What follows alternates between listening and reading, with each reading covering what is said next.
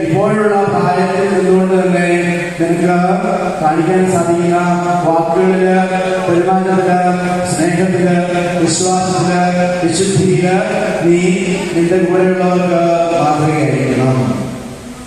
അപ്പൊ ഒരു കൊച്ചുകുട്ടിയെ സംബന്ധിച്ചിടത്തോളം 8 വയസ്സുള്ള കുട്ടിയായിക്കോട്ടെ, 10 വയസ്സുള്ള കുട്ടിയായിക്കോട്ടെ, ഈ 10 വയസ്സിന്റെ വിശ്വാസവും 10 വയസ്സിന്റെ വിശുദ്ധിയും 10 വയസ്സിന്റെ സ്നേഹവും 10 വയസ്സിന്റെ പെരുമാറ്റവും നിങ്ങൾക്കുണ്ടാവണം.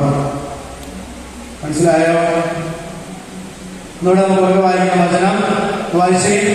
ആരും നിന്നെ പ്രായക്കുറവിന്റെ പേരിൽ നിന്നെ അവഗണിക്കുവാൻ ഇടയാകരുത്.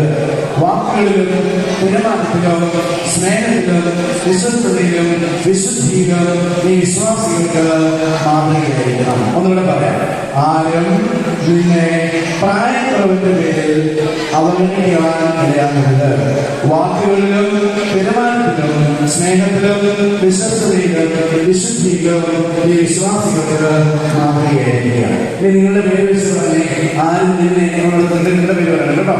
ആരും ജോമനെ, ആരും തോമസിനെ പറയണം. അപ്പൊ ഞാൻ എന്റെ പേര് പറയും, നിങ്ങളുടെ പേര് പറയണേ കേട്ടോ. അത് എവിടേക്കാണ് പേര് പറയേണ്ടത്? നിന്റെ ഡോമിനിക്കിന്റെ പ്രായക്കുറവിന്റെ പേരിൽ ഡോമിനിക്കിനെ അവഗണിക്കാൻ ഇടയാകരുത്. വാക്കുകളിൽ പെരുമാറ്റത്തിന് സ്നേഹത്തിലും വിശ്വസ്തതയിലും വിശുദ്ധിയിലും ഡോമിനിക്ക് വിശ്വാസികൾക്ക് മാതൃകയായിരിക്കും. അങ്ങനെ പറഞ്ഞാലോ നമുക്ക് നമ്മുടെ പേര് വെച്ച് പറഞ്ഞാലോ? പേര് വെച്ച് പറയാം. ബൈബിൾ എന്തിയെ മക്കളെ? ബൈബിൾ ഇല്ല. ഇവിടെ നോക്കിക്കോ. ഓർക്കെ പറയണേ.